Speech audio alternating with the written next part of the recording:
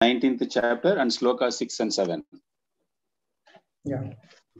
Jnana vijnana yajnena mam jistvatmanamatmani sarva yajna patim mamvai samsiddhim munayo kama. மொழிபெயர்ப்பு. சிறந்த முனிவர்கள் முன்பு வேத ஞானம் மற்றும் ஆத்ம ஞானம் என்ற யாகத்தின் மூலம் எல்லா யாகங்களுக்கும் நாதனாகவும் ஒவ்வொருவரின் இதயத்திலும் உள்ள பரமாத்மாவும் என்னை அறிந்து தங்களுக்குள் என்னை வழிபட்டனர். இம்முனிவர்கள் இவ்வாறு மேலான பூரணத்துவத்தை அடைந்து என்னிடம் வந்துள்ளனர். Translation. Formerly, great sages, through the sacrifice of Vedic knowledge and spiritual enlightenment, worshipped me within themselves, knowing me to be the supreme Lord of all sacrifice and the super soul in everyone's heart. Thus, coming to me, these sages achieved the supreme perfection. Padam 7. Vahi utparas yadi yastri vido vikaro Mayandara pradadinadi abavarkayor yat janmadayo yasya yat amidavat tasya kim syur adiyandayo yat asado sthiritatyeva madhye. மொழிபெயர்ப்பு. உத்தவா, ஜட இயற்கையின் முக்குணங்களான ஜட உடலும் மனதும் உன்னிடம் ஒட்டி கொண்டுள்ளன. ஆனால் துவக்கத்திலோ முடிவிலோ அவற்றிற்கு இருப்பு இல்லை என்பதால் தற்பொழுது மட்டுமே தோன்றியுள்ள அவை உண்மையில் வெறும் மாயையே. எனவே பிறப்பு, வளர்ச்சி, உற்பத்தி, பராமரிப்பு, தேய்வு மற்றும் மரணம் ஆகிய உடலின் வெவ்வேறு நிலைகளுக்கு உன்னுடைய நித்திய ஆத்மாவோடு தொடர்பு இருப்பது எப்படி சாத்தியமாகும்? துவக்கத்திலும் முடிவிலும் இருப்பற்ற ஜட உடலுடன் மட்டுமே இந்த வெவ்வேறு நிலைகள் தொடர்பு கொண்டுள்ளன. உடலானது தற்பொழுது மட்டுமே இருக்கிறது. Translation. My dear Uddhava, the material body and mind, composed of the three modes of material nature, attach themselves to you, but they are actually illusion, since they appear only at the present, having no original or ultimate existence. How is it possible, therefore, that the various stages of the body, namely birth, growth, reproduction, maintenance, dwindling, and death, can have any relation to your eternal self? These phases relate only to the material body, which previously did not exist and ultimately will not exist. The body exists merely at the present moment. இங்கு பின்வரும் உதாரணம் கொடுக்கப்பட்டிருக்கிறது. காட்டில் நடந்து செல்பவன் ஒரு கயிறை பார்த்து பாம்பென்று கருதக்கூடும். கயிறு இருப்பது உண்மை, மற்றொரு இடத்தில் பாம்பு இருப்பதும் உண்மை என்றாலும் ஒரு கயிற்றை பாம்பாக பார்ப்பது மாயையாகும். எனவே ஒரு பொருளை மற்றொரு பொருள் என்று தவறாக எண்ணுவதே மாயை. ஜட உடல் குறுகிய காலம் இருந்து பின் மறைந்து போகிறது. அவ்வுடல் இறந்த காலத்தில் இருக்கவில்லை, எதிர்காலத்திலும் அது இருக்காது, நிகழ்காலத்திலும் அது நிலையற்ற குறுகிய வாழ்வை அனுபவிக்கிறது. நம்மை நாம் ஜட உடல் என்றோ மனம் என்றோ தவறாக அடையாளப்படுத்திக் கொள்வோமானால் நாம் ஒரு மாயையை ஏற்படுத்தி கொள்பவர்களாவோம். தன்னை ஒருவன் அமெரிக்கன், ரஷ்யன், சீனன், மெக்சிகன், கருப்பன், வெள்ளையன், ஆண், பெண் அல்லது முதலாளி என்று அடையாளப்படுத்திக் கொண்டு அதுவே தனது நிலையான சுரூபம் என்று கொள்பவன் நிஜமாகவே ஆழ்ந்த மாயையில் இருப்பவனாவான். உறங்குபவன் தன் கனவில் தான் வேறொரு உடலில் செயற்படுவதாக காண்பவனுக்கு இவனை ஒப்பிடலாம். ஆன்மீக அறிவே மிக உயர்ந்த பூர்ணத்துவத்தை அடைவதற்கான வழி என்று முந்தைய ஸ்லோகத்தில் பகவான் ஸ்ரீ கிருஷ்ணர் உத்தவருக்கு கூறினார். அத்தகைய அறிவை இப்பொழுது பகவான் தெளிவாக்குகிறார். ஓம் தத்சத்.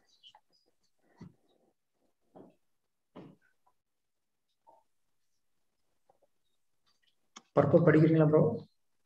படிக்கட்டா ப்ரோ பர்போட்? இல்ல நீங்க டிசைட் பண்ணிக்கோங்க, படிக்கணும்னா படிங்க, இல்லைன்னா இல்ல ப்ரோ, ஜெனரலா படிக்கிறது இல்ல நீங்க. Okay, no problem. ஓம் அஜ்ஞானாம் திமிரந்தஸ்ய ஞானாஞ்சனசலாகயா சக்ஷுருன்மிலிதம் யேன தஸ்மை ஸ்ரீகுரவே நமः. ஸ்ரீ சைத்தன்ய மனோபீஷ்டம் ஸ்தாபிதம் யேன பூதலே ஸ்வயம் ரூப கதா மஹ்யம் ததாதி ஸ்வபதாந்திகம். வந்தேகம் ஸ்ரீகுரும் ஸ்ரீயுதாபதகமலம் ஸ்ரீகுரும் வைஷ்ணவாஞ்ச ஸ்ரீரூபம் சாகரஜாதம் சதகன ரகுநாதான்விதம் தம் சஜீவம் சாத்வைதம் சாவதூதம் பரிஜனசகிதம் கிருஷ்ண சைத்தன்ய தேவம் ஸ்ரீராதா கிருஷ்ண பாதான் சககன லலிதா ஸ்ரீ விசாகான்விதாம் ச. हे कृष्णा करुणा सिंधु दीनबंधो जगत्पते गोपेश गोपिका कांता राधा कांता नमोस्तुते. तप्त कांचन गौरांगी राधे वृंदावनेश्वरी वृषभानुसुते देवी प्रणमामि हरिप्रिये. वाञ्छाकल्पतरुभ्यस्य कृपा सिन्धुभ्य एव च पतितानां पावनेभ्यो वैष्णवेभ्यो नमो नमः. नमो ओं विष्णुपादाय कृष्णप्रेष्ठाय भूतले श्रीमदे भक्ति वेदांत स्वामी इति नामिने. नमस्ते सरस्वती देवे गौरवाणी प्रचारिणे निर्विशेष शून्यवादी पाश्चात्य देशतारिणे. जय श्री कृष्ण चैतन्य प्रभु नित्यानंद श्री अद्वैत गदाधर श्रीवासादि गौरभक्त वृंदा. हरे कृष्णा कृष्णा कृष्णा हरे हरे हरे राम राम राम हरे हरे. ஹரே கிருஷ்ணா. ஸோ மீண்டும் ஒரு சந்தர்ப்பத்தில் பக்தர்கள் அனைவரும் இதில் சந்திக்கிறதுல மிக்க மகிழ்ச்சி.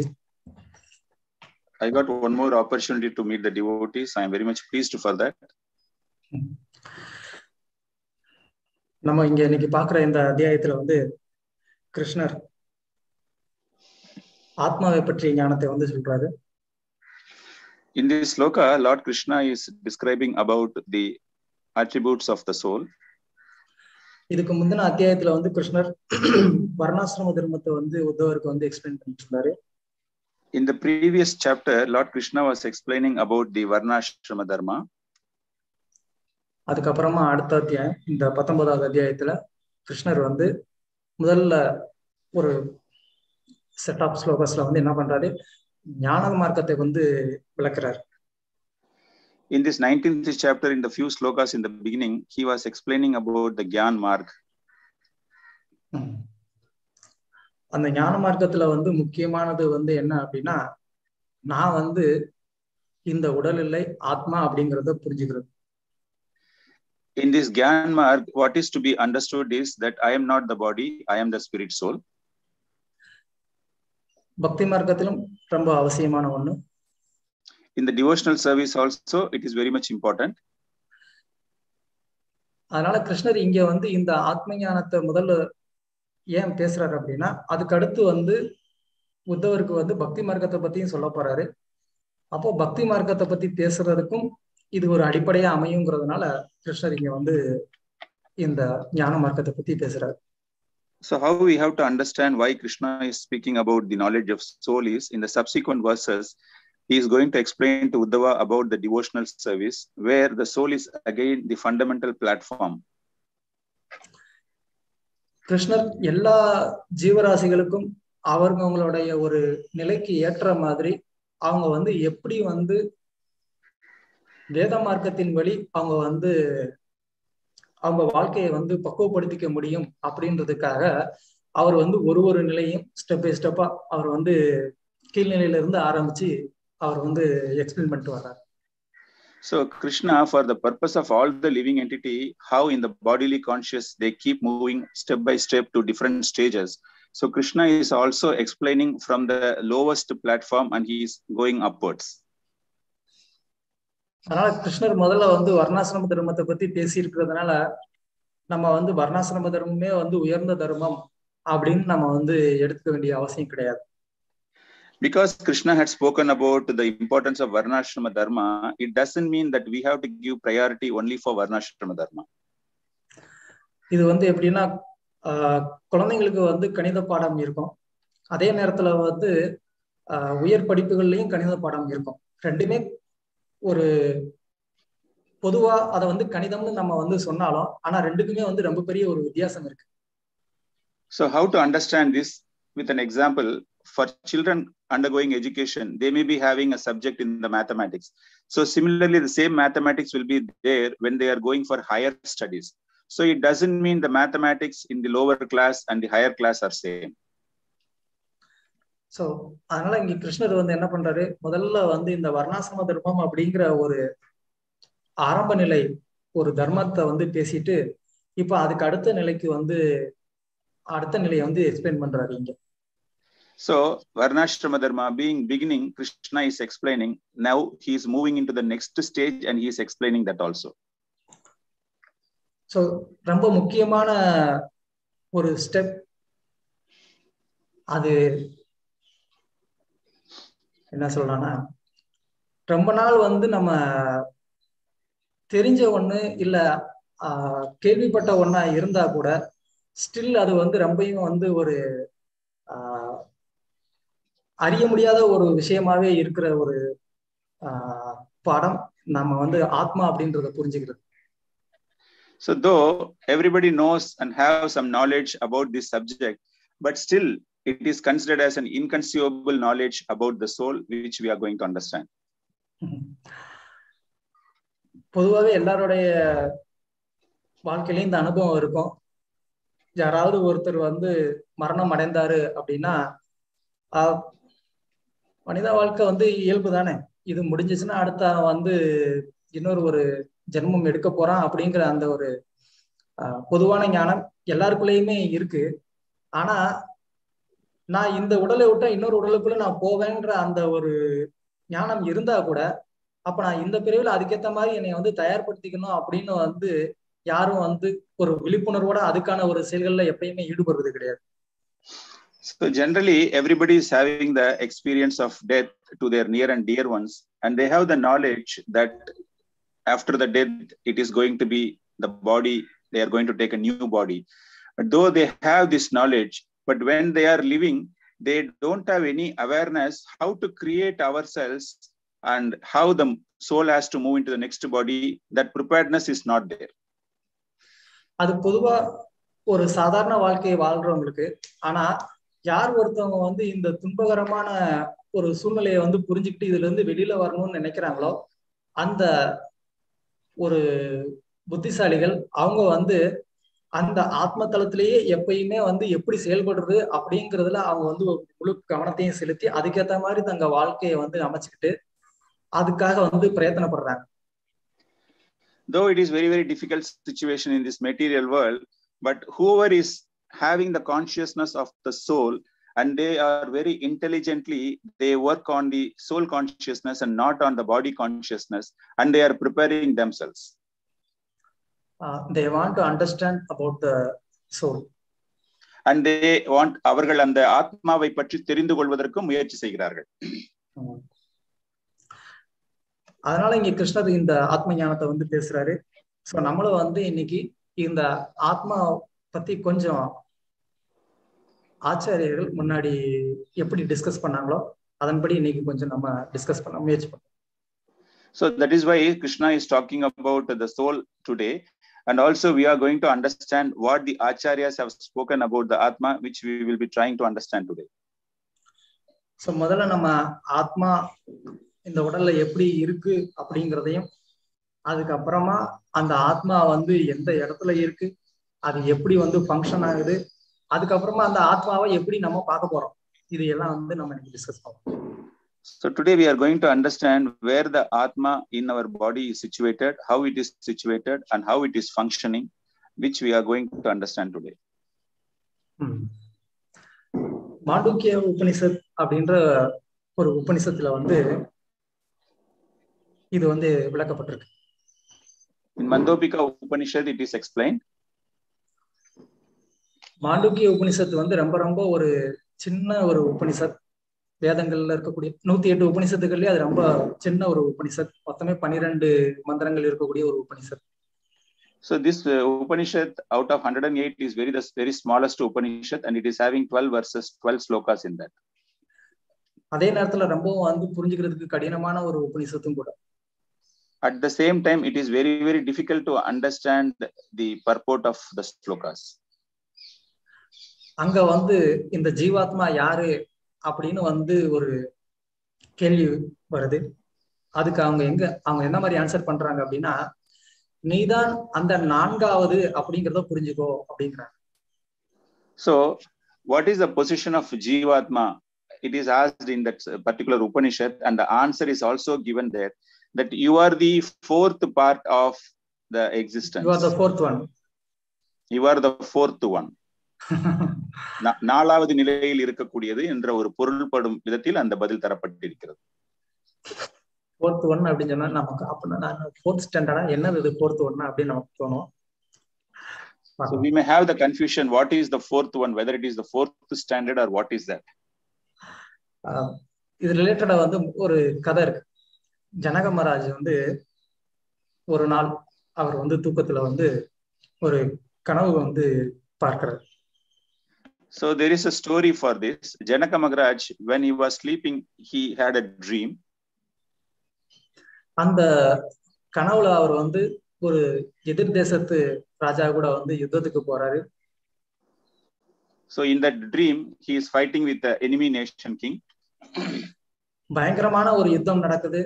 அந்த யுத்தத்துல வந்து எதிர் தேசத்து ராஜா வந்து என்ன பண்றாரு, இந்த ஜனக மகாராஜரை வந்து அவர் தோக்கடிச்சது மட்டும் இல்ல, அவரை வந்து ஒரு நம்மளாம் கோவில் திருவிழால பார்த்துருக்கோம், இந்த பலி கொடுக்குற ஆடை வந்து கழுத்துல கயிறு கட்டி இழுத்துட்டு போவாங்க.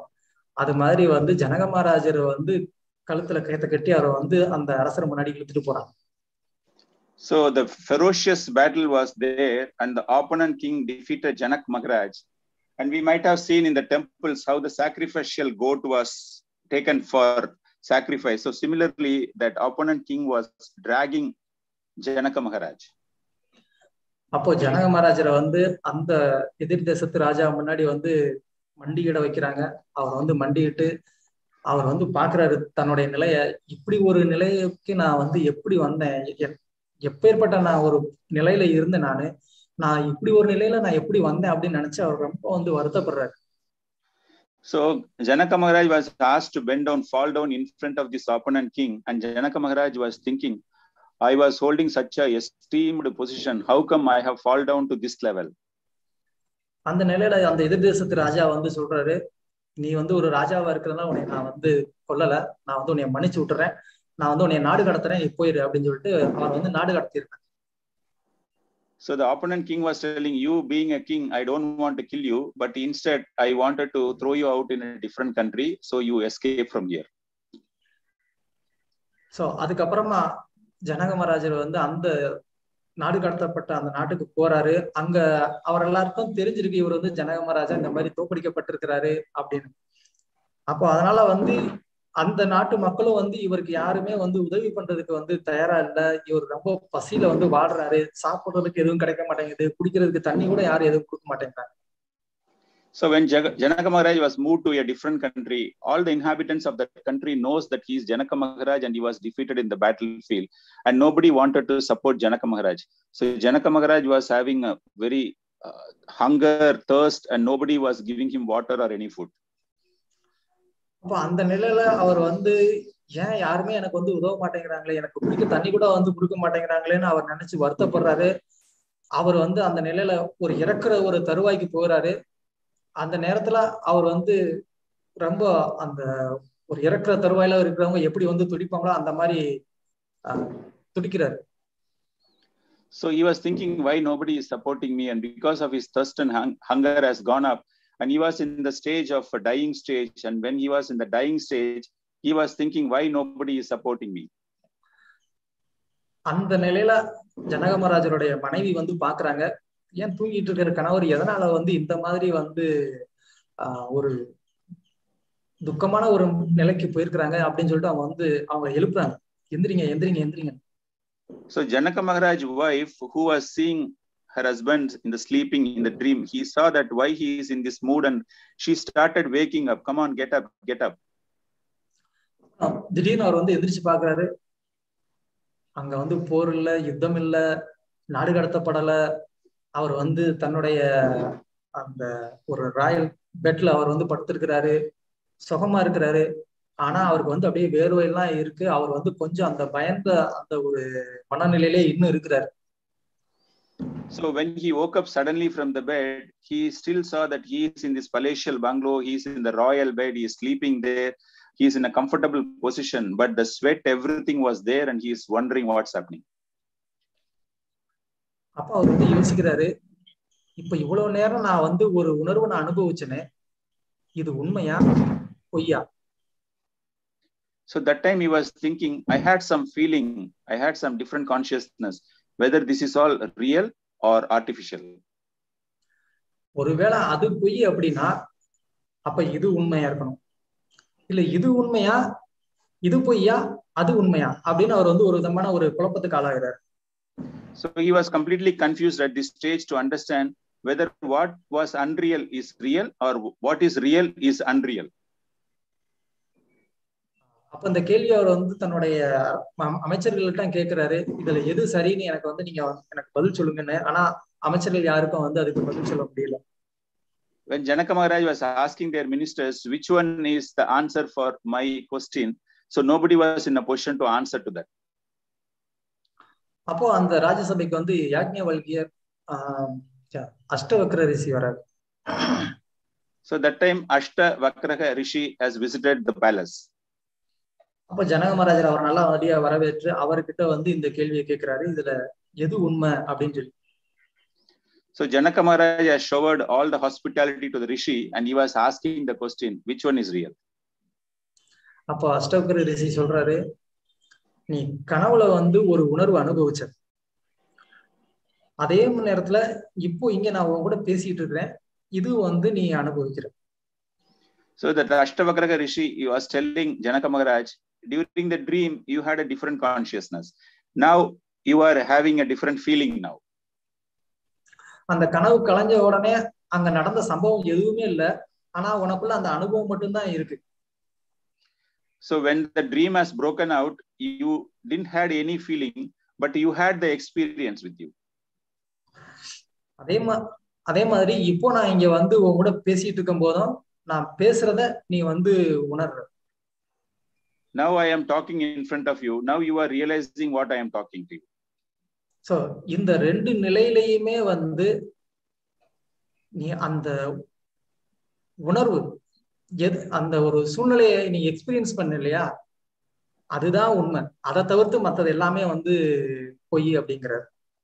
So in both stages you had the feeling based on the circumstances which had happened, and what you felt is the real and none other than is the real. So அந்த இதுதான் நீ அப்படிங்கிறார், அந்த கான்சியஸ் அந்த உணர்வு தான் நீ அப்படிங்கிறார்.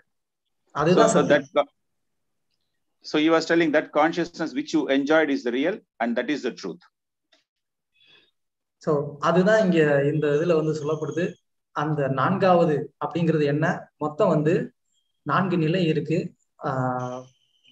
விழிப்பு நிலை, உறக்க நிலை, கனவு நிலை, அப்புறமா வந்து சுசுப்தி அப்படின்னு வந்து 4 நிலை இருக்கு.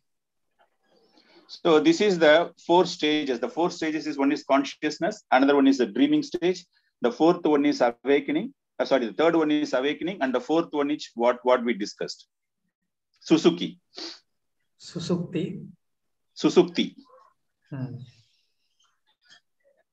So விழிப்பு நிலை நம்ம வந்து ஒரு செயல்களை வந்து கான்சியஸா செஞ்சுக்கிட்டு இருக்கக்கூடிய ஒரு நிலை.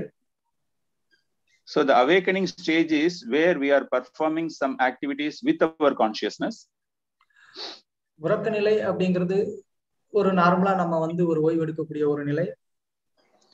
Dreaming stage is generally where we take a rest. Just a sleep, not a dream. Just a sleep, not a dream. அதுக்கு அப்புறமா வந்து ட்ரீம் ஸ்டேஜ், அதுக்கு அப்புறம் சுசுப்தி. After that we will be entering into the dream stage, and after that it will be susupti.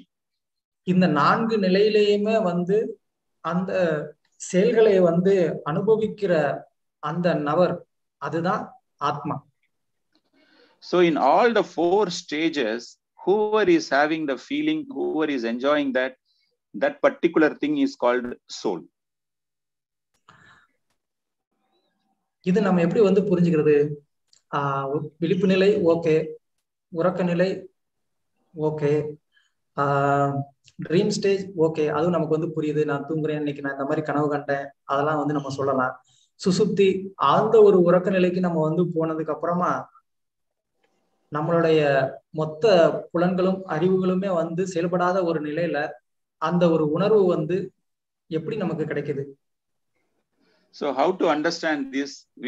We saw the different stages: consciousness, dreaming stage, awakening stage. When in the susupti stage, when all the senses are under control, which we do know which is functioning and all, but how to understand all those things? அதுக்கு வந்து தத் அபாவோ நாடிசு ஸ்ருதேர் ஆத்மனீஷ அப்படின்னு வந்து பிரம்மசூத்திரம் வந்து இதை வந்து explain பண்ணுது. அதுக்கு அர்த்தம் என்ன அப்படின்னா, இந்த ஆத்மாவானது தூக்க நிலையில, அதாவது ஆழ்ந்த தூக்க நிலையில அது வந்து என்ன பண்ணுது, அது எப்படி நம்ம ஒரு தூங்குறதுக்கு வந்து என்ன பண்றோம், ஒரு பெட்ரூம் இருக்கு, அந்த கதவை திறந்துட்டு உள்ள வர்றோம், பெட்ல நம்ம வந்து ரெஸ்ட் எடுக்கிறோம். அதே மாதிரி இந்த ஆத்மா என்ன பண்ணுது அப்படின்னா, இதுவரைக்கும் இயங்கிக்கிட்டு இருந்த அந்த ஆத்மா அது என்ன பண்ணுது, அது நாடி சுஷும்னா நாடி வழியா அது வந்து என்ன பண்ணுது, என்டர் ஆகி அது என்ன பண்ணுது, இதயம் அப்படிங்கிற அந்த ஒரு அறைக்குள்ள போயிட்டு அது என்ன பண்ணுது, பிரம்மன் அப்படிங்கிற அது பரமாத்மா கிருஷ்ணர் அங்க வந்து அது என்ன பண்ணுது, அதுல வந்து தஞ்சம் அடைஞ்சு அது வந்து ஓய்வெடுக்குது. This in the Brahma Sutra, in the sloka, when that Atma, that is in the deep sleep stage, for example, when we want to go to the bed, we open the bedroom, we go and we sleep. So similarly, the Atma in the Susupti stage, that means a function, it enters into the heart and it is enjoying the feeling of Brahman, and there it starts functioning and it is started realizing all the consciousness. Yes. So அந்த ஆழ்ந்த ஒரு உறக்க நிலையில உறங்குனதுக்கு அப்புறமா அந்த ஜீவாத்மாவுக்கு ஒரு experience, நான் வந்து நல்லா தூங்கினேன் அப்படின்ற அந்த ஒரு உணர்வு வருது இல்லையா? அந்த உணர்வு எதனால வருது? அது ஆத்மால இருந்து வருது. When you go to the deep sleep, the Jivatma experiences that I had a good rest, I had a good sleep. Where from this experience the feeling comes to the Jivatma? It gets it from the soul. ஏன்னா அந்த நிலையில வந்து நம்மளுடைய புலன்கள் எதுவும் செயல்படல, நம்மளுடைய காது கண்ணு மூக்கு எந்த புலன்களும் செயல்படல, என்னுடைய மனதும் செயல்படல, ஏன்னா எனக்கு எந்த விதமான ஒரு கனவும் வரல. அப்படி இருக்கிற போது இந்த நான் நல்லா வந்து தூங்கினேன் அப்படின்ற அந்த அனுபவம் அது எங்க இருந்து வருது? அது ஆத்மால இருந்து வருது. So because at that particular stage none of the senses were functioning, like ears are not hearing, nose are not smelling, like all the organs are not functioning, and the mind is also taking complete rest, but you are getting the feeling I had a good sleep. So that is coming from the Atma to the Jivatma. So அதனால ஆத்மா வந்து உணர்வுள்ளவன், அறிவுள்ளவன். So Atma is always having the consciousness and it is intelligent also. So இந்த வழியில வந்து நம்ம இந்த சரீரத்துக்குள்ள ஆத்மான்னு ஒண்ணு இருக்கிறத நம்மளால வந்து உணர முடியும். So with that we can realize that Atma is situated inside the body. But still இது வந்து ஒரு முழுமையான ஒரு அண்டர்ஸ்டாண்டிங், ஒரு புரிதல் கிடையாது. ஆனா இந்த சரீரத்தை இயக்கக்கூடிய ஒரு ஆத்மா இருக்கு அப்படிங்கறத நம்ம வந்து புரிஞ்சுக்கலாம். But still this is not the full understanding about the Atma, but we can have the understanding that this body is functional because of the soul. இந்த ஆத்மா எங்க இருந்து செயல்படுது? அது இந்த இதயத்தின் மத்தியில இருந்து அது வந்து செயல்படுது. So where from this Atma is functioning? It is in the middle of the heart which is functioning. ஆத்மா எதன் மூலமா வந்து அது தன்னுடைய உணர்வை வந்து உடல் முழுக்க வந்து அது செயல்பட வைக்குது? So Atma, through which media it is spreading the consciousness to the body? Mundaka Upanishad அதுல வந்து சொல்லப்படுது, ஏஷோ நிரு ஆத்மா சேதசா வேதிதவ்யோ யஸ்மின் பிராண பஞ்சதா சம் விவேஷா. அதாவது இந்த ஆத்மாவானது இதயத்தின் மத்தியில அது எப்படி இருக்கு? 5 விதமான காற்றுகளுக்கு நடுவுல அது வந்து மிதந்துகிட்டு அங்க அது வந்து ஃபங்க்ஷன் ஆகிட்டு இயங்கிக்கிட்டு இருக்கு. So in the Mundaka Upanishad, it is mentioned where exactly the Atma is located in the heart. In the middle of the heart, the 5 airy passages are there. In between, it is floating amongst the air. பிராண பஞ்சதா சம்விவேச, அதாவது 5 விதமான காற்றுகளுக்கு நடுவுல அது வந்து என்ன பண்ணிட்டு இருக்கு, அது இருக்கு. Prana Panchata, that means 5 different type of air. It is in the middle of that. சேதசா, ஆத்மா சேதசா, அது என்ன பண்ணுது, தன்னுடைய உணர்வை இந்த உடல் முழுக்க அது வந்து அந்த காற்று மூலமா அது வந்து பரப்புது. Through that air, that Atma Chetasa, the consciousness has been spread throughout the body through the air. இது முக்கியமான 5 காற்றுகள். இதை தவிர்த்து இன்னும் 5 முக்கியமான காற்றுகள் இருக்கு. இந்த மொத்தமா 10 காற்றுகள் சேர்ந்துதான் இந்த உடம்ப வந்து ஃபங்க்ஷன் பண்ண வைக்குது, இயங்க வைக்குது. So this is the 5 primary air. In addition to that, another 5 important air is there. So totally the 10 air is responsible for the body to function. அதனாலதான் வந்து யோகிகள் அவங்க வந்து இந்த பிராணனை வந்து கட்டுப்படுத்தி அந்த பிராணன் மூலமா வந்து இந்த ஆத்மாவை வந்து விடுதலை அடைய வைக்கிறதுக்கு முயற்சி பண்றாங்க. So because of that, the yogis are practicing to control the air and they wanted to release the soul with their practice. அதனால கிருஷ்ணர் கூட வந்து பாத்தீங்கன்னா கீதையில வந்து பவனக பவதாம் அஸ்மி அப்படிங்கிறார். அதாவது தூய்மைப்படுத்துவனவற்றில் எல்லாம் நான் வந்து காற்று அப்படிங்கிறார். So that is why Krishna in the Bhagavad Gita says that he is also the air. நமக்கு வந்து பொதுவா அனுபவம் இருக்கும். நமக்கு நெருப்பு தூய்மைப்படுத்துறத நம்ம வந்து பார்த்திருப்போம், காற்றும் தூய்மைப்படுத்துறத பார்ப்போம், தண்ணீர் அதுவும் தூய்மைப்படுத்துறத பார்ப்போம். ஆனா காற்று தூய்மைப்படுத்துறது அப்படிங்கிறத வந்து ரொம்ப ஒரு மேஜரான ஒரு ரோலா அந்த இதுக்கு நம்ம வந்து வச்சு பார்த்தது கிடையாது, அந்த எக்ஸ்பீரியன்ஸ் நமக்கு கிடையாது. So we might have experienced purification of the fire, purification of the air, and purification of the water, but purification of the air, which we may not have experienced because it's a difficult thing to understand. ஆனா கிருஷ்ணர் இங்க சொல்றாரு தூய்மைப்படுத்துவனவற்றிலே நான் வந்து காற்று அப்படிங்கிறார். So Krishna is telling here, among the purified thing, I am the air. அப்ப கிருஷ்ணர் வந்து ஏதாவது ஒன்ன வந்து மென்ஷன் பண்றாரு அப்படின்னா அதை வந்து சும்மா சொல்ல மாட்டார். So Krishna, when he mentions something, he just like that he will not mention. கிருஷ்ணர் வந்து இங்க வந்து நான் தூய்மைப்படுத்துவனவற்றில் காற்று அப்படின்னு சொல்றாரு அப்படின்னா அப்போ இங்க என்ன அதுக்கு முக்கியத்துவம் இருக்கு? So what is the importance here we need to understand when Krishna is telling amongst the purified I am the air? ஏன் அப்படின்னா நீங்க பகவத்கீதை வந்து 4.27 அந்த பர்போர்ட்ல நீங்க படிச்சு பாத்தீங்க அப்படின்னா அங்க வந்து பிரபுபாதர் வந்து எக்ஸ்பிளைன் பண்றாரு எப்படி வந்து யோகிகள் இந்த பிராணனை கட்டுப்படுத்துவதன் மூலமா அவங்க இந்த ஆத்மாவை வந்து கர்ம வினைகள்ல இருந்து விடுவித்து அவங்களால வந்து எப்படி முக்தி அடைய முடியுதுங்கிறத பிரபுபாதர் அந்த பொருள்ல வந்து சொல்றாரு. So if you see the purport of 4.27 in Bhagavad Gita, Srila Prabhupada is telling how the yogis are controlling the air and how they are purifying the Atma from the karmic entanglement. அப்ப காற்று வந்து ஒரு பௌதிகமான ஒரு வஸ்துவா இருந்தா கூட ஆனா அந்த காற்று வந்து இந்த ஜீவாத்மா வந்து இந்த கர்ம வினைகள்ல இருந்து விடுவித்து அதை வந்து ஒரு முக்தி அடைகிறதுக்கு கூட அதனால உதவ முடியாதா இருக்கிறதுனால கிருஷ்ணர் என்ன சொல்றாரு, தூய்மைப்படுத்துவனவற்றில் நான் காற்றா இருக்கிறேன் அப்படிங்கிறது. So because the air, though it is considered as the material element, it is helping the Jivatma to purify from the material entanglement. So Krishna is telling that amongst the purified, I am the air. So இந்த வழியில இந்த ஜீவாத்மாவானது இந்த காற்றின் மூலமா அது இந்த உடல்ல தன்னுடைய உணர்வை வந்து பரப்பி அது இயங்குது.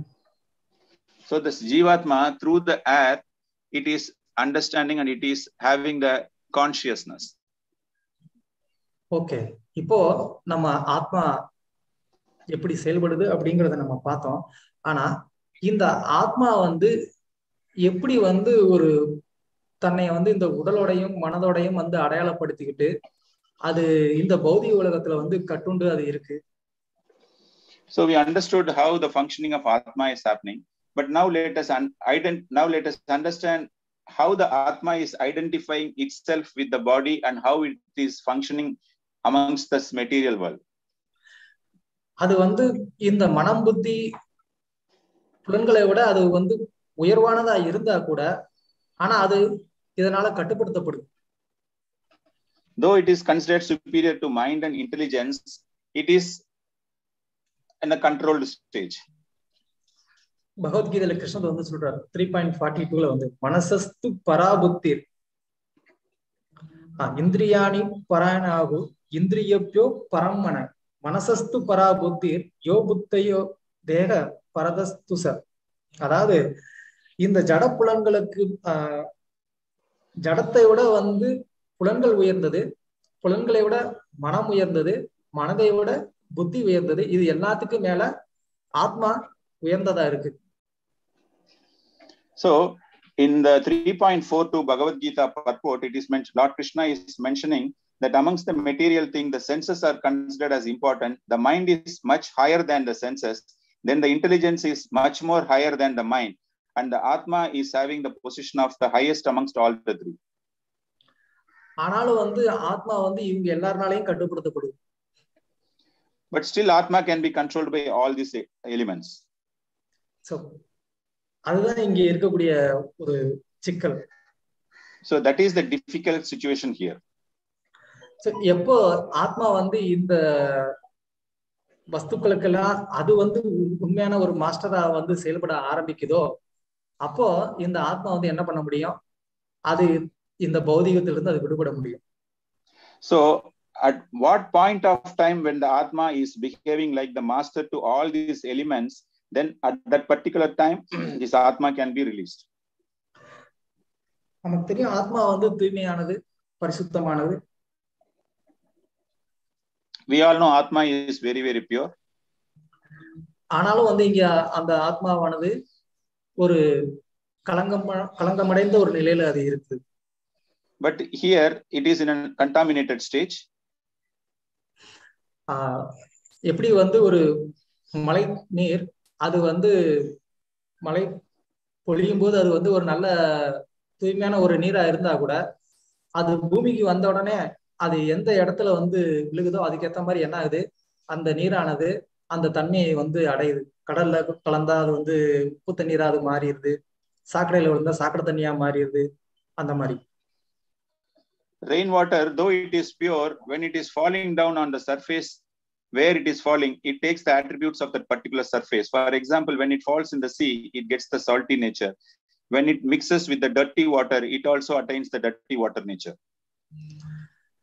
அப்போ அந்த தண்ணீரை வந்து நம்ம திரும்ப பயன்படுத்தணும் அப்படின்னா அதை வந்து ஒரு சுத்திகரிக்கும் முறையை வந்து நம்ம வந்து அதுக்குள்ள அந்த தண்ணியை வந்து பயன்படுத்த வேண்டியதா இருக்கு. சுத்திகரிக்கும் முறையை பயன்படுத்த வேண்டியிருக்கு அந்த தண்ணியை வந்து தூய்மைப்படுத்துவதற்கு. So if we want to use the same water, then we need to apply a purification process, and that purification process we are reusing that water. இன்னைக்கு பொதுவா எல்லாரோட வீட்லயுமே வந்துட்டு நம்ம ஆர்ஓ சிஸ்டம் யூஸ் பண்றது நம்ம வந்து ஒரு வச்சிருக்கிறோம், எல்லார் வீட்லயுமே இருக்கு. So in today's life everybody is having that RO system installed in their home. அதுல வந்து பாத்தீங்கன்னா ஒரு முக்கியமான ஒரு 3 ஃபில்டர் இருக்கும். அதுல வந்து பாத்தீங்கன்னா முதல்ல வந்து அந்த தண்ணீர்ல இருக்கக்கூடிய ரொம்ப கிராஸ் லெவல்ல இருக்கக்கூடிய அந்த டஸ்ட் எல்லாமே அது முதல்ல ஃபில்டர் பண்ணும். அதுக்கப்புறமா இன்னொரு ஃபில்டர் ஆகும். அதுக்கப்புறமா மைக்ரோ லெவல் ஃபில்டர்னு ஒண்ணு இருக்கும். அதுல வந்து ரொம்ப மைனூட்டா இருக்கக்கூடிய டஸ்ட் எல்லாமே அதுல வந்து கிளியர் ஆகும். அதுக்கப்புறமா அந்த தண்ணீரானது இன்னொரு ஃபில்டருக்குள்ள போயிட்டு அதுல வந்து அந்த தண்ணியை வந்து ஸ்வீட்னஸா மாத்துறதுக்கு வந்து ஒரு கெமிக்கல் மாதிரி வச்சிருப்பாங்க. அதுக்குள்ள போயிட்டு வெளியில வரும்போது அந்த தண்ணி என்னவாகுது, குடிக்கக்கூடிய ஒரு தண்ணியா வந்து மாறுது. So if you see in the RO, they are utilizing 3 types of filters so that it gets filtered from the grass dust and then it goes up to the end of the minute dust level has been completely segregated. And once it is done, it goes into a different filter where that ingredients are added to give the sweetness taste to the water. இப்போ அதே மாதிரிதான் வந்து இந்த ஜீவாத்மா வந்து இந்த பௌதிக உலகத்துல வந்து மாட்டிக்கிட்டு அது வந்து தன்னை வந்து இந்த உடலாகவோ மனதாகவோ புத்தியாகவோ ஏதாவோ ஒண்ணு நினைச்சுக்கிட்டு அது வந்து என்ன பண்ணிக்கிட்டு இருக்கு, அது வந்து இங்க மாட்டிக்கிட்டு இருக்கு. இப்போ அதை என்ன பண்ணணும், அந்த ஜீவாத்மாவை இந்த தண்ணீரை எப்படி வந்து 3 விதமா ஃபில்டர் பண்றாங்களோ அதே மாதிரியே இந்த ஜீவாத்மாவை வந்து என்ன பண்ணணும், அதுல இருந்து ஒரு நிலையிலேயே இருந்து நம்ம வந்து என்ன பண்ணணும், அதை வந்து ஃபில்டர் பண்ணணும்.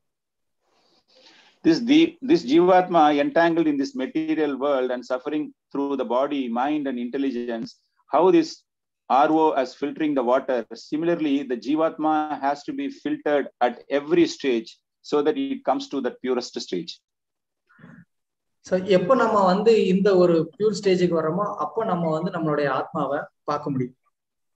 So when we reach this pure stage, at that point of time, we can see and we can realize the Atma. அதுதான் வந்து பாகவதத்துல வந்து சொல்லப்பட்டிருக்கு. வித்யதே ஹிருதய கிரந்தி சித்தியந்தே சர்வ சம்சய ஸ்ரீயந்தே சாஸ்ய கர்மாணி திருஷ்ட ஏவாத்மனீஸ்வரே.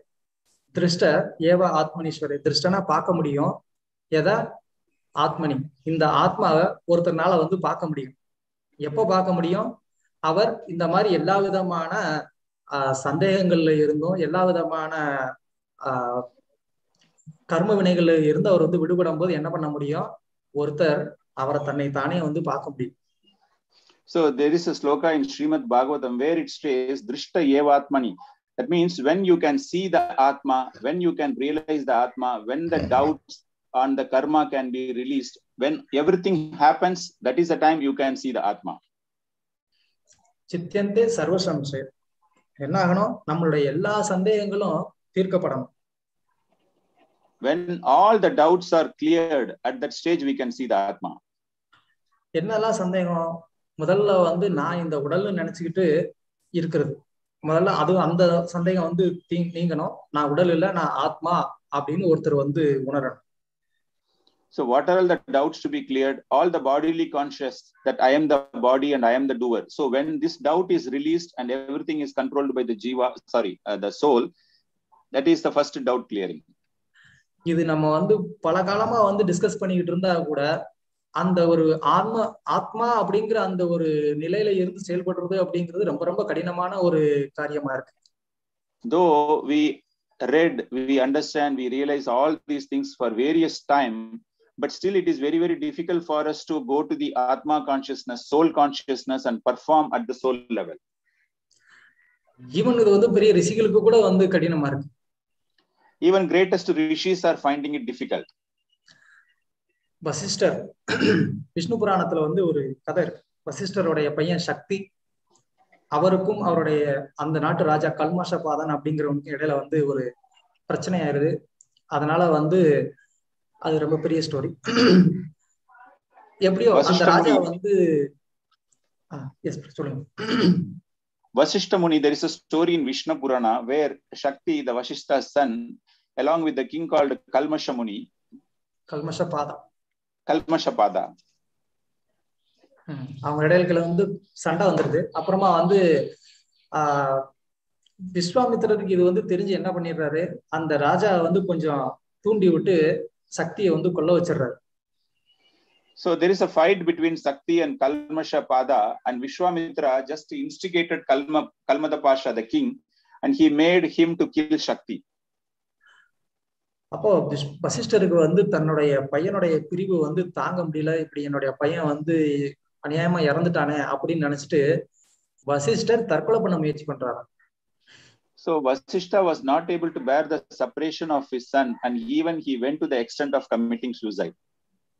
ஏன் அப்படிப்பட்ட ஒரு நிலைக்கு அவர் வந்து போகணும்? ஏன்னா உடல் ரீதியான அந்த அடையாளம், என்னுடைய பையன் அவன் வந்து இறந்துட்டான் இப்போ.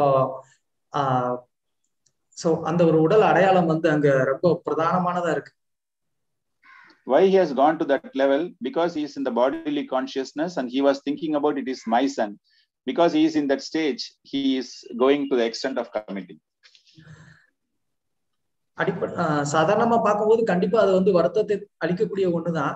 ஆனா அது வந்து ஆத்ம ஞானத்தை தேடுவதில் முயற்சி செய்யறவங்க, இல்ல ஆத்ம ஞான தளத்துல இருந்து செயல்படுறவங்களுக்கு இந்த மாதிரியான ஒரு துன்பம் வந்து ரொம்ப சாதாரணமான, அதை அவங்க வந்து பெருசா எடுத்துக்கணும்னு அவசியம் இல்லை. அவங்க அதை வந்து இது பகவத் சங்கல்பமா அவங்க வந்து எடுத்துக்கணுமே தவிர்த்து, அவங்க அதை வந்து என்னுடைய பையன் இறந்துட்டான் அப்படின்ற அந்த ஒரு உணர்வுக்கு போறாங்க அப்படின்னா, அப்போ அவங்க இன்னும் வந்து அந்த ஒரு உடல் கான்சியஸ்ல தான் இருக்கிறாங்கன்னு அர்த்தம். So basically, this death is a very sorrowful event in a family, but whoever is completely situated, located in the soul consciousness and consider all the activities are completely controlled by the Supreme Lord, they will not go to the level, but still they are in the bodily consciousness. So they are going to that level of committing suicide. இந்த மாதிரியான ஒரு பௌதிகமான துயரங்கள் வந்து ஒரு ஆத்ம சாதகனுடைய அந்த சாதனையை, அந்த அவங்க பிராக்டிஸ் பண்ணக்கூடிய அந்த சாதனாவை வந்து தடை பண்ண முடியாததா இருக்கணும். So such a material suffering should not be an hindrance to persons who are completely situated in the soul consciousness. அந்த ஒரு மனநிலையில யார் இருக்கிறாங்களோ அவங்கதான் உண்மையிலேயே ஆத்ம தளத்துல வந்து இருக்கிறாங்கன்னு அர்த்தம். So those who are there in such a consciousness, so they are the people who are working under the soul and not under the bodily concept.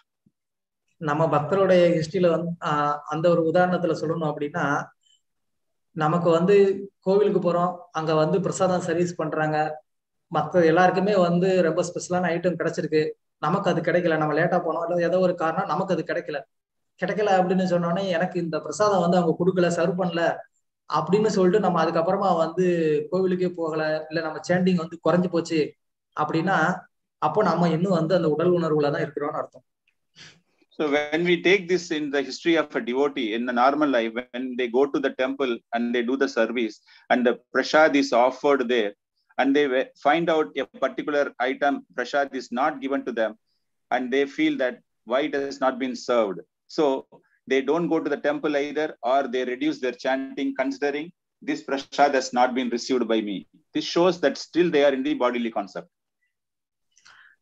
அதே சில நேரத்துல வந்து நம்ம குடும்பத்துல ஏதாவது ஒரு பிரச்சனை, இல்ல கோவில்ல ஏதாவது ஒரு சண்டை அப்படின்னா, அதனாலயும் நம்மளுடைய ஜபம் வந்து பாதிக்குது, நம்மளுடைய பக்தி வந்து பாதிக்குது அப்படின்னா, அப்பனா நம்ம வந்து இன்னும் எமோஷனல் பிளாட்ஃபார்ம்ல இருக்கிறோம், நம்மள வந்து இன்னும் வந்து ஒரு மனதோட வந்து தொடர்பு படுத்தி நம்ம வந்து பார்த்துக்கிட்டு இருக்கோம் அப்படின்னு அர்த்தம். Similarly, when we are facing some issue in our family or some issues in the temple, because of these issues, our chanting number of rounds got reduced. That means we are in the emotional platform and we are completely controlled by this mind and we are in the bodily concept. So still we are in that platform.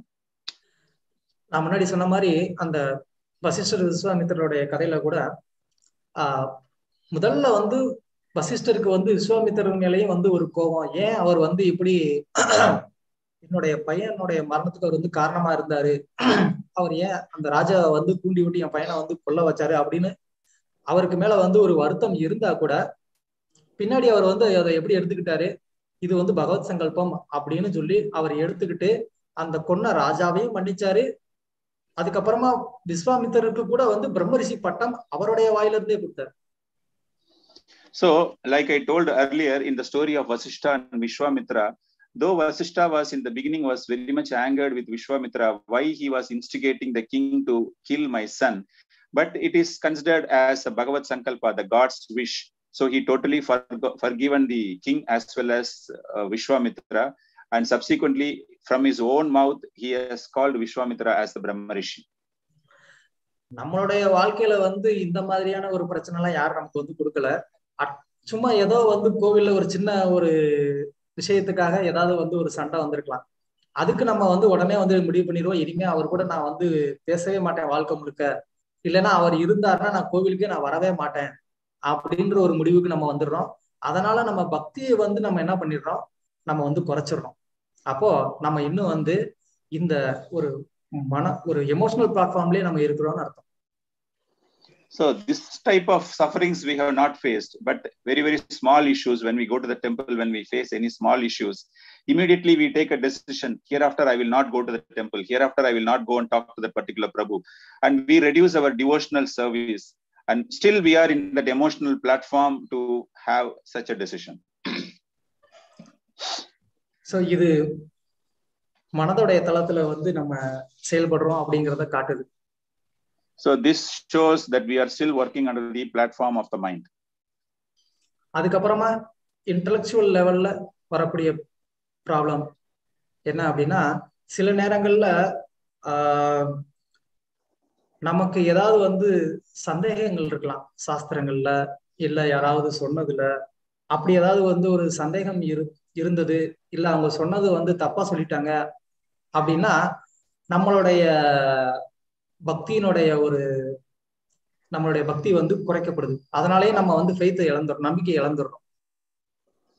Similarly, the next level is through our intelligence we are facing some problems. When we have some doubts in the Shastra while reading, or when we are hearing the preacher, the speaker is giving some wrong information, so immediately we reduce the level of the degree of our devotional service, and it is reducing our faith in the devotional service.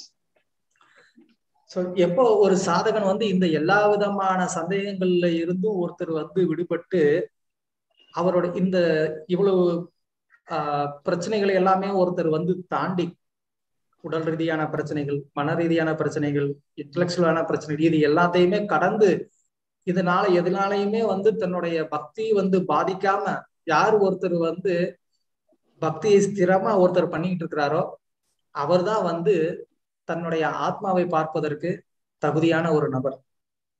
So such a sadhaka, the practitioner of devotional service, when he is going beyond the bodily concept, mind concept and intelligent concept, and having no doubts about anything, he can practice the devotional service without any sufferings, and he can study the devotional service. Then he can realize and understand the soul. வித்தியதே ஹிருதய கிரந்தி அப்படின்னா முடிச்சு.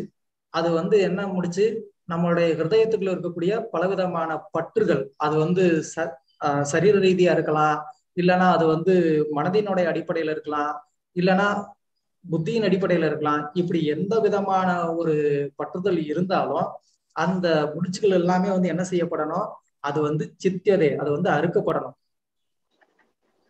So this is comparing to a tied knot. These knots are tied because of an entanglement or thinking about the mind, the material bondage, or the bodily concept issues, or the intelligence. So when a person is in a position to untie all the knots, then he will be in a better position to understand the soul.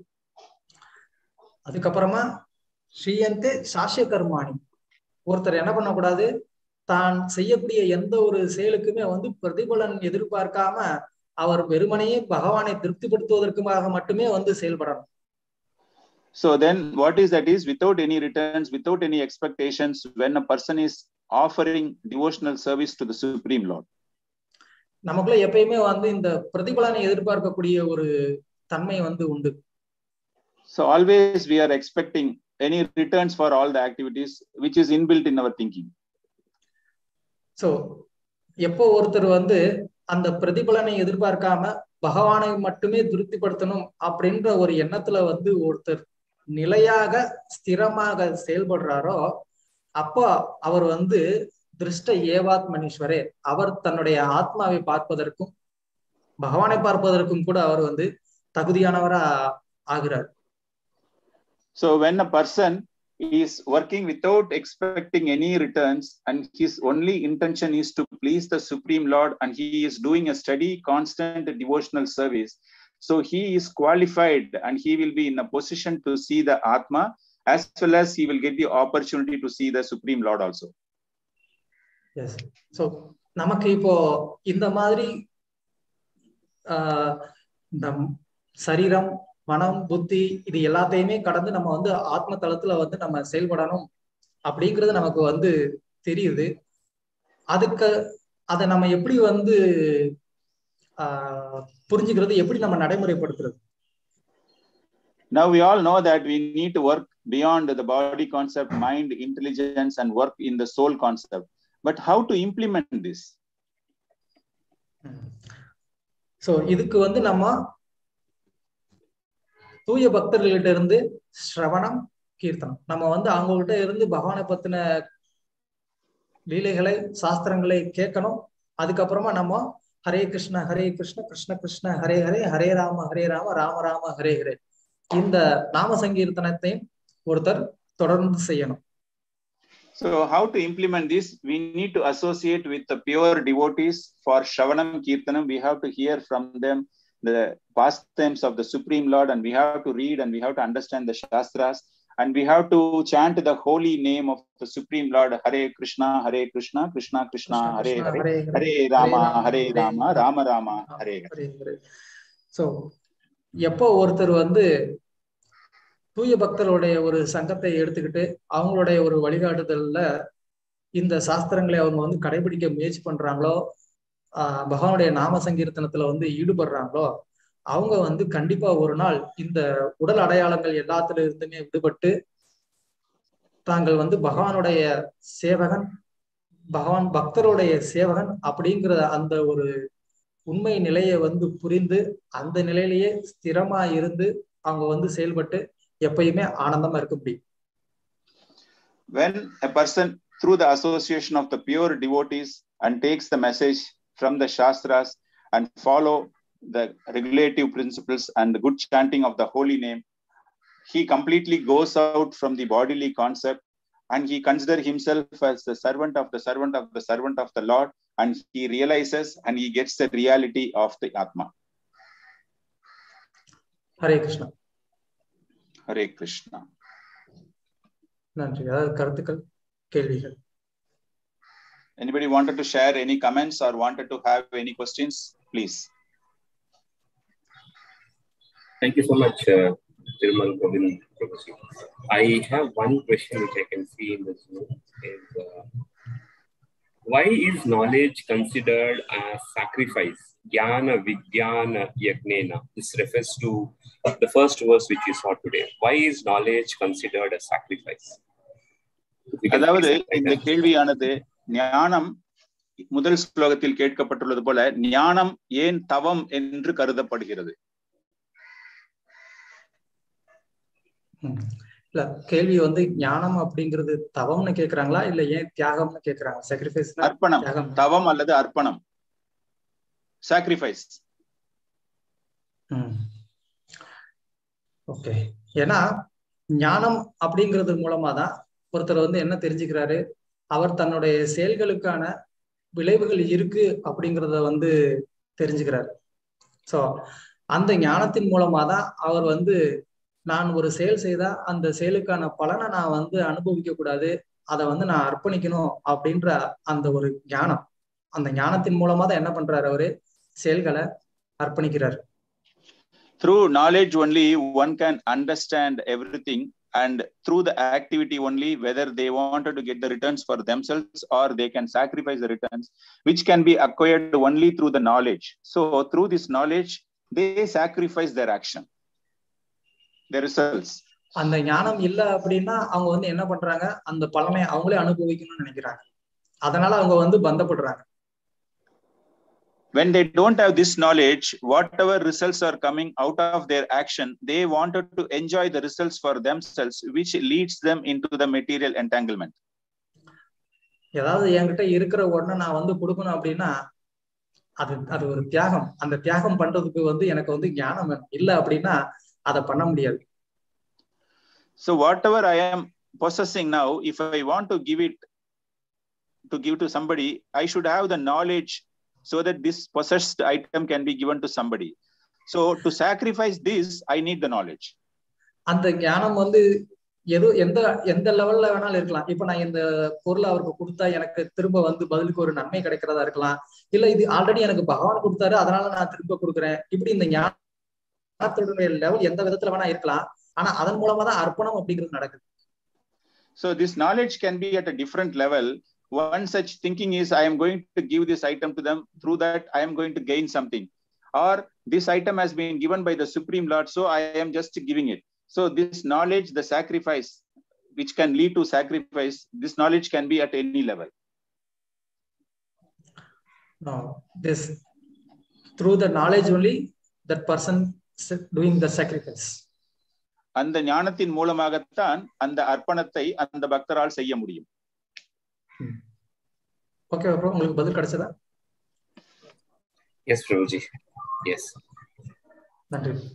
Thank you, Prabhu. I will just see, Prabhu. YouTube, there are no questions.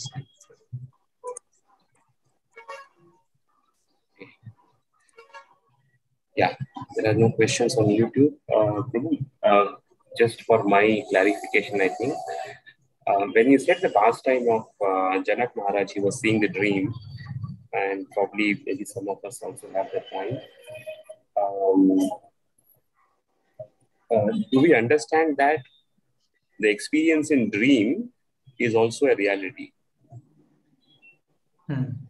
அதாவது என்னுடைய புரிதலுக்காக நீங்கள் கூறிய பொழுது ஜனக மகாராஜ் அவருடைய கனவில் நடைபெற்ற அந்த ஒரு அனுபவம் நிஜமான அனுபவம் என்று புரிந்து கொள்ளலாமா? கண்டிப்பா அந்த அனுபவம் உண்மைதான், அது பொய் கிடையாது. ஏன்னா அந்த அனுபவத்தை அனுபவிக்கிறது யாரு அப்படின்னா அது ஆத்மாதான். That experience what was felt is real because that has been enjoyed by the soul only. ஆனா அந்த சூழ்நிலை உண்மை கிடையாது. The circumstances which has been seen in the dream may not be true, but the experience is real. பிரபுபாதர் அடிக்கடி அந்த உதாரணம் கொடுக்கிறது உண்டு. கனவுல யாராவது ஒருத்தவங்க புலி துரத்துற மாதிரி பாக்குறாங்க. அப்போ அந்த புலி துரத்திட்டு வந்துற மாதிரி பார்த்துட்டு பயந்து அவங்க எந்திரிச்சிடுறாங்க. Prabhupada used to give an example. A person in the dream, he has been chased by the tiger and he gets up out of fear, he gets up immediately. அப்போ அந்த பயம் எந்த விதமான ஒரு அனுபவம் இல்லாம அது வரல, அது கிடைச்சிருக்கு. ஆனா அந்த புலி அப்படிங்கிறது உண்மை கிடையாது. So the fear has come to him based on certain experience, but the reality is there is no real tiger is chasing him. Is it okay, bro? Absolutely, bro. Thank you so much. Right. So one more question from Prabhu. In the translation to verse 7, it says the body exists merrily at the present moment. However, we get the feeling that our body existed in the past as a child, as a youth, and will exist in the future, for example, old age. Although the body is temporary, it seems to us because we are experiencing it right now. Kindly explain. அதாவது அந்த உடல் என்பது ஒவ்வொரு வயதிற்கு ஏற்றாற் போல அமைந்திருக்கிறது. இந்த ஸ்லோகத்தில் உள்ள பொருளுரையில் கூறப்பட்டுள்ளது போல சிறு குழந்தையாக, இளைஞர்களாக, முதியவர்களாக இருக்கும் பொழுது இப்பொழுது உள்ள அந்த உடல் நிலையை பற்றி எப்படி புரிந்து கொள்வது?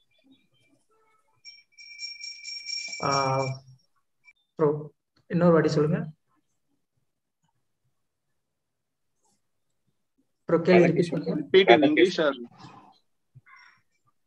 அதாவது உடல் என்றது ஒவ்வொரு நிலையிலும் நமக்கு உடல் என்று ஒன்று இருக்கிறது. குழந்தையாக இருக்கும் பொழுது, இளைஞனாக இருக்கும் பொழுது, முதியவர்களாக இருக்கும் பொழுது. ஆனால் தற்போது உள்ள இந்த உடலை நாம் எப்படி புரிந்து கொள்வது? எப்படி புரிந்து கொள்வது? எப்படி புரிந்து கொள்வதுன்னு எந்த அர்த்தத்துல கேக்குறீங்கன்னு தெரியலையா? அதாவது பிரபு அவர் என்ன கேட்க விரும்புறாருன்னா, என்னுடைய புரிதல் எப்படின்னா, ஒவ்வொரு ஸ்டேஜ்லயும் இந்த பாடி, அந்த உடலுக்கு வித்தியாசமான ஒரு சில குணநலன்கள் இருக்கின்றன இல்லையா? ஒவ்வொரு விதமான உணர்வுகளும் அந்த உடலுக்கு இருக்கின்றன. சிறு குழந்தையாக இருக்கும் பொழுது அதனுடைய உணர்வுகள் வேறு விதமாக இருக்கும், வயதானவர்களாக இருக்கும் பொழுது வேறு. இப்பொழுது இந்த நிலையில் அது என்ன ஒரு பருவமாக இருந்தாலும் இந்த நிலையில் அந்த உணர்வு எப்படி இருக்க வேண்டும்?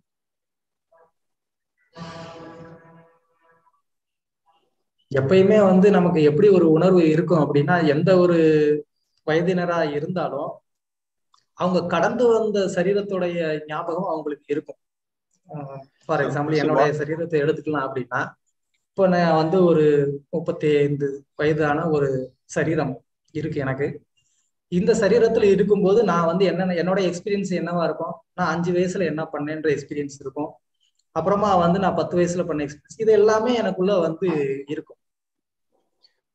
So what that means whatever stage one person is having in the body, he may be having the past experience, what he was enjoying at the age of 5 or the age of 10. Even today I am 35 years, so I may be having the experience of what has happened to my body previously. So அந்த ஒரு அனுபவத்தின் படி நான் என்ன நினைக்கலாம், இந்த சரீரம் இப்படி வளர்ச்சி அடைஞ்சு வந்திருக்கு, இதுக்கப்புறமா இதே மாதிரி அது இன்னும் வந்து வளர்ந்து என்ன ஆகும், ஒரு நாள் அது வந்து ஒரு முடிவுக்கு வந்துடும். So with that experience, so I'll be getting a knowledge saying that after some time, after when the age is going up, I'll be getting the experience this body is growing like this. ஆனா at பிரசன்ட்ல வந்து நான் என்ன நினைச்சுக்கிட்டு இருப்பேன், நான் இன்னும் எங்க தான் இருக்கிறேன், நான் இன்னும் வந்து ஒரு 16 வயசு பையனா இல்ல ஒரு 18 வயசா தான் நான் இருக்கேன் நானும் நினைச்சுக்கிட்டு இருக்கிறேன். ஆனா ஆல்ரெடி என் சரீரம் வந்து 35 வயசு ஆயிருச்சு. So whatever age I am there, whether I am 35 years or I am very old person, I'll be always having the feeling of that youngness in my feeling. That means my body is young, my feeling is always young. I feel like that I am only 16-year-old despite I may be 35 or 40 years old.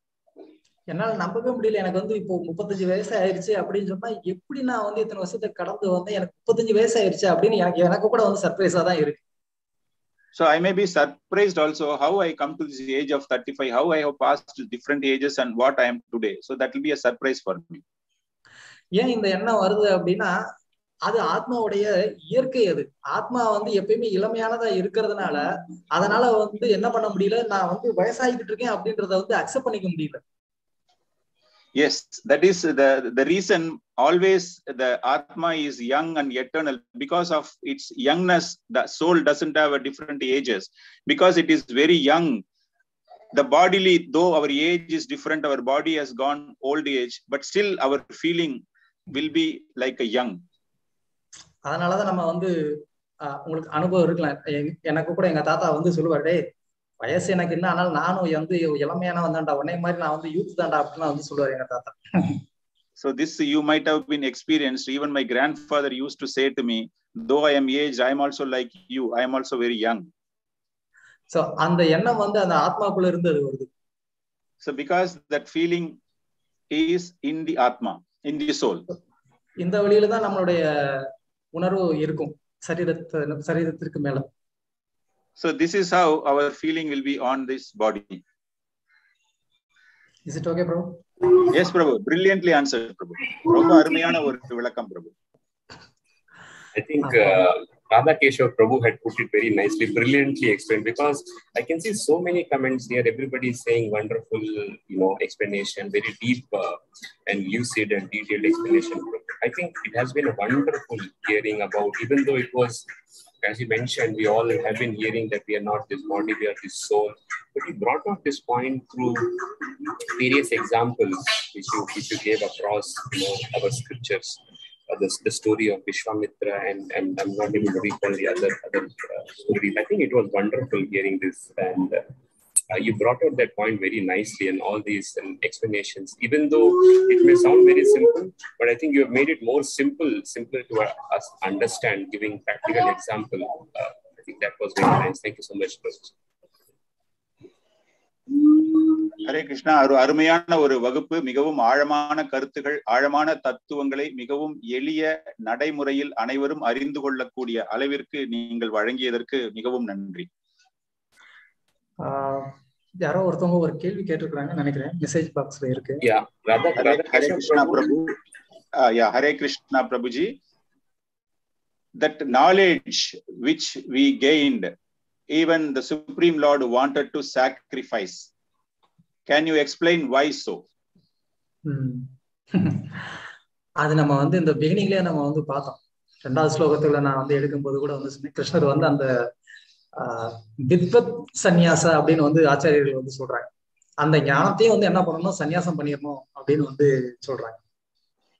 So in the beginning of that sloka, it is mentioned, I told that even we need to sacrifice the jnana, like how a sannyasi renounced order of person. So similarly, the knowledge has to be sacrificed, renounced. ஏன் கிருஷ்ணர் அந்த ஞானத்தை கூட வந்து தியாகம் பண்ணணும் அப்படின்னு சொல்றாரு அப்படின்னா, ஏன்னா ஞானம் வந்து இந்த பௌதிக உலகத்தை வந்து புரிஞ்சுக்கிறதுக்காக இருக்கு. இந்த பௌதிக உலகம் வந்து நிரந்தரம் மற்றது, இந்த உலகம் துன்பமயமானது, நான் வந்து இந்த பௌதிகமான வஸ்து கிடையாது, ஆன்மீகமான வஸ்து. இது வரைக்கும் இந்த ஞானம் வந்து okay. So the knowledge is to understand the material world, which is temporary and which is not a permanent one, which will have sufferings. So this jnana, this knowledge is to understand the material life. So the knowledge is only for this purpose. அதுக்கப்புறமா இந்த knowledge வந்து இன்னும் அது வளரும் போது என்னவா ஆகணும் அப்படின்னா, அது வந்து பகவத் பிரேமை அடைஞ்சுக்கிறதுக்கான அந்த ஒரு டைரக்ஷன்ல அந்த ஞானம் வந்து போகப்படணும். ஏன்னா ஆத்மாவுக்கு உள்ளுக்குள்ள அது ஆத்மாவுக்குள்ளேயும் வந்து ஞானம் வந்து இருக்கு. அப்போ இந்த ஞானமானது இந்த வழியில அது வந்து டைரக்ட் பண்ணப்படும் போதுதான் அது சரியான வழியில போகும். ஆனா என்ன நடந்துருது அப்படின்னா, ஞானத்தை வந்து அவங்க ஒரு தவறான வழியில நடத்தி அவங்க வந்து நானும் அந்த பிரம்மம் தான், நான் அந்த பிரம்மத்தோட ஐக்கியம் ஆயிடணும், அதுதான் வந்து இலக்கு அப்படின்னு அது வந்து தவறான டைரக்ஷன்ல வந்து போயிடக்கூடாதுங்கிறதுக்காக கிருஷ்ணர் என்ன பண்றாரு, அந்த ஞானத்தையும் தியாகம் பண்ணிரு, பெஸ்ட் சும்மா என்கிட்ட வந்து சரணடைஞ்சிரு அப்படிங்கிறார். Though the soul is also having the knowledge, the additional increase of our knowledge should be beneficial for us in a way to understand, to know about the soul and the purpose. Whereas you get more knowledge and you should not go to the extent of I am also a Brahman and I will be merging with the Supreme Lord and I am also the Supreme Lord. So this Brahman knowledge we should not gain. So the knowledge has to be expanded or gained further in order to know about the self. பகவத்கீதையோட வந்து கிருஷ்ணர் சொல்றாரு இல்லையா, புத்தியும் வந்து ஒரு பௌதிகமான ஒரு வஸ்து. 8 பூமி ரப்பனலோ வாயு கம்மனோ ஒரு புத்தி ரே வச்ச. அப்போ இந்த புத்தியும் வந்து என்னதுதான், ஒரு பௌதிகமான ஒரு வஸ்து தான். So like in Bhagavad Gita, the Supreme Lord is telling Bhumi Apo Analo Vayu, like how the out of the 8 elements, the intelligence is also one of the elements. So this knowledge is also one of the elements only. அந்த பௌதிக ஞானத்தை வந்து ஒருத்தர் வந்து தியாகம் பண்ணிட்டு என்ன பண்ணணும், ஆத்மா தனக்குள்ளேயே வந்து ஞானத்தை கொண்டிருக்கு. அந்த ஞானம் எதை பத்தினது, அது வந்து பகவத் பிரேமியை பத்தின ஞானம். ஆத்மா என்ன பண்ணணும், நான் ஆத்மாங்கிறத தெரிஞ்சதுக்கு அப்புறமா அந்த ஆத்மாக்குரிய அந்த பகவத் ஞானத்தை, அதாவது பிரேமையை பத்தின அந்த ஞானத்தை வளர்த்துக்கிறதுக்கு அதுக்கு முயற்சி பண்ணணும். அதனால இதை தியாகம் பண்ணிடணும். So because this knowledge, this intelligence is also a material, we need to sacrifice. Since the soul is also having the intelligence and we need to utilize the intelligence to know about the Bhagavat Prema, and we need to use this knowledge how to attain the Supreme Lord. Hare Krishna. Answer. Yes, sir. Yes, sir. Okay. I think just one question just came. If you have time, we can take. Otherwise, we can skip. No problem, bro. I don't know. In the Chitraketu pastime, where his son dies and comes back to life, can you explain that pastime for better understanding on the relationship with body and those related to the body? சித்திரகேதுவினுடைய லீலையில் அவருடைய மகன் இறந்த பிறகு அவர் மீண்டும் உயிர்ப்பித்து வந்ததை சற்று விளக்கவும். அதாவது இந்த உறவு முறை, அந்த உறவு முறையை எப்படி புரிந்து கொள்வது?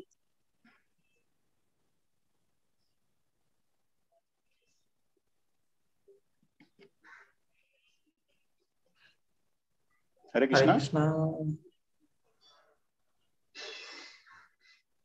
Prabhu? We can hear you, Prabhu. கேக்குதா பிரபு? You are able to hear me, Prabhuji? Hare Krishna. Hare Krishna.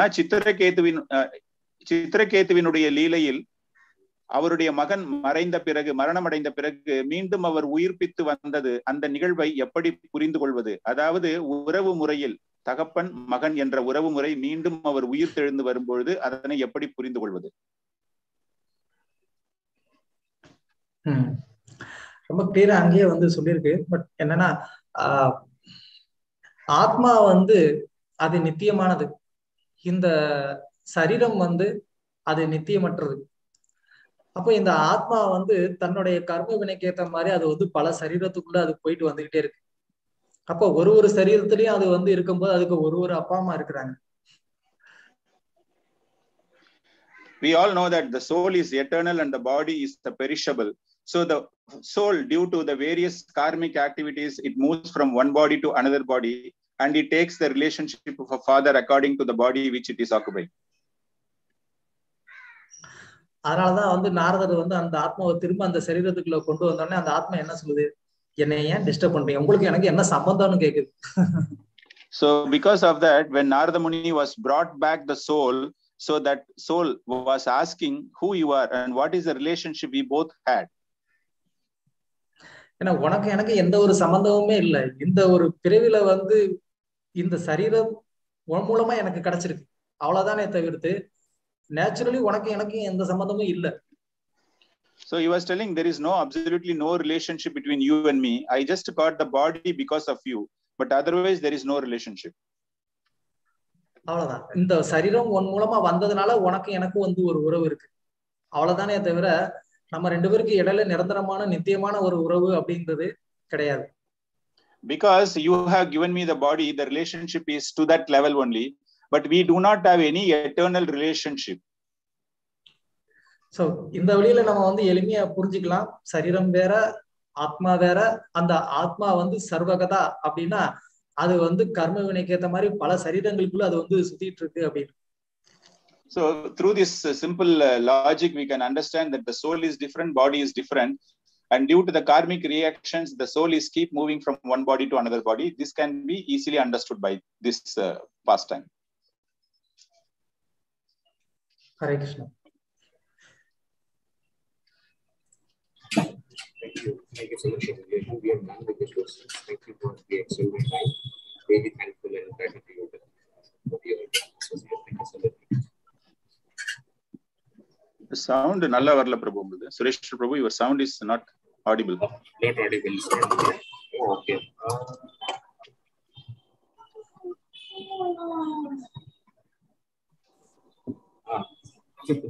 Questions keep coming. There's one more question. Prabhu, can you hear me now? No? அதாவது there is a question. இந்த கேள்வி என்னவென்றால், பரமபுருஷனுடைய ஒரு அங்கமாக இருக்கக்கூடிய நமக்கு மற்ற ஆத்மாக்களோடு நிரந்தரமான உறவு இருக்கின்றதா?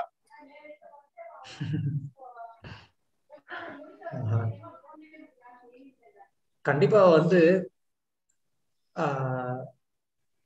எல்லாருக்குள்ளயுமே வந்து ஒரு தொடர்பு இருக்கும். ஏன்னா எல்லாருமே வந்து ஆன்மீக உலகத்துல இருந்து இங்க வந்திருக்கிறோம் அப்படின்னு தான் பிரபுபாதர் சொல்றாரு. அப்போ எல்லாருமே வந்து எப்படி இப்ப இந்தியால இருக்கிறோம் அப்படின்னா எல்லாருக்குள்ளயுமே வந்து இந்தியன் அப்படிங்கிற ஒரு உணர்வு இருக்கு. அந்த ஒரு உறவு வந்து எல்லாரையுமே வந்து இணைக்குது. பட் அதே நேரத்துல நம்ம வந்து ஒரு நேரடியான ஒரு உறவுல இல்லாம இருக்கலாம்.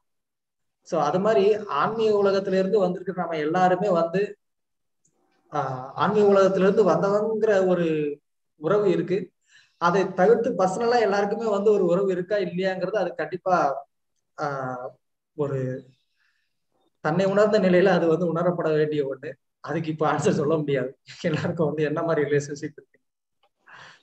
So definitely we can understand that there is a relationship, eternal relationship amongst all the souls, because it is spiritual. Since we have all come from the spiritual world, and with the Indianness, with the Indian consciousness in our mind, we all are in India and we are all having, though it is not a direct relationship, we are having certain type of relationship. But at the self-realized stage, maybe we can understand about individual connection between each soul. But at this point of time, I don't have any answer for that. Hare Krishna.